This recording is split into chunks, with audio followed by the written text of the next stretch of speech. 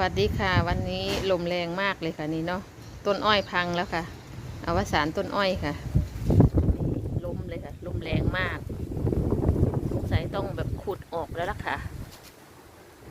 ต้นอ้อยแบบกำลังงามเลยค่ะเสียดาย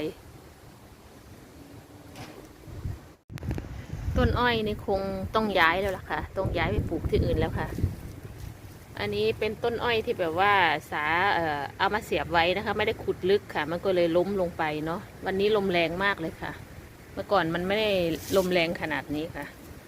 นี่ค่ะจะตัดทิ้งก็เสียดายเนาะต้องขุดไปปลูกที่อื่นแล้วล่ะค่ะ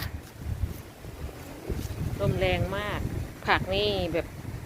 หนาวเนาะแบบเริ่มตายแล้วค่ะเหลืองไปหมดแล้วค่ะนี่ลมแรงมากดูความแรงของลมค่ะเมื่อเช้าไม่กล้าออกมาเลยเดี๋ยวให้ดูดอกไม้สวยๆอันนี้ซื้อมาเมื่อวานค่ะให้ดูเนาะสวยมากค่ะแล้วก็ซื้อผักมายังไม่ได้ลงค่ะว่าจะเอาลงปลูกแต่ฝนตกลมแรงแล้วก็เลยไม่ปลูกค่ะเอาไว้วันใหม่ก่อนดอกไม้สวยมากมีหลากสีค่ะแต่ว่า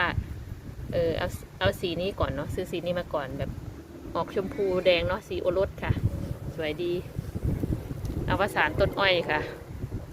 สงสัยต้องหาที่ปลูกแล้วล่ะค่ะยอดก็กำลังงามค่ะหรือว่าจะตัดไปเป็นแกงเหมือนหน่อไม้เนาะแกงยอดอ้อยเนาะกำลังแบบงามเลยนะคะอวสานค่ะลมแรงมาก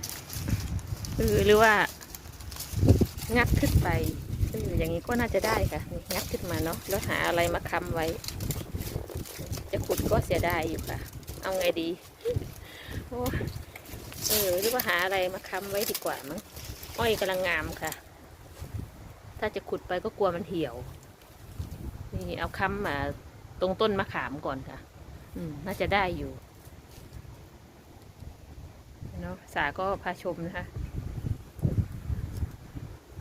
ตัวน้อยนี่กำลังงามมากเลยค่ะเสียดายเนาะลมก็แรงอันนี้เป็นกระเทียมป่านะคะให้ดูเนาะ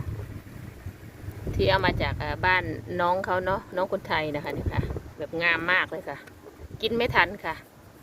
กินกระส้มตำอร่อยดีค่ะสาก็ให้ดูเนาะอันนี้มันเกิดใหม่ค่ะเนี่ยอันเล็กๆเนี่ยค่ะก็งามดีค่ะกระเทียมป่าไม่ต้องไปหากินในป่าค่ะเอามาปลูกในกระถางก็ได้กินค่ะโอ้ลมแรงมากเลยค่ะนี่ก็งามเป็นบางอย่างค่ะตายหมดแล้วค่ะไม่ได้เอาอะไรมาปลูกอีกเลยค่ะหน้าหนาวเนาะมันหนาวเกินค่ะ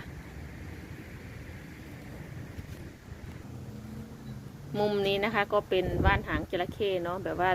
ใบใหญ่มากเลยนะคะนี่นะขนาดแบบไม่ลงดินนะคะเอาไว้ในกระถางนะคะเนี่ยเดี๋ยวต้องทำวุ้นเนาะวุ้นว่านหางจระเข้เนาะน่าจะอร่อยค่ะเดี๋ยวจะลองทำดูค่ะงามมากค่ะวันนี้สาก็พาชมแค่นี้ก่อนนะคะขอบคุณที่ติดตามและรับชมเจอกันคลิปหน้าค่ะสวัสดีค่ะ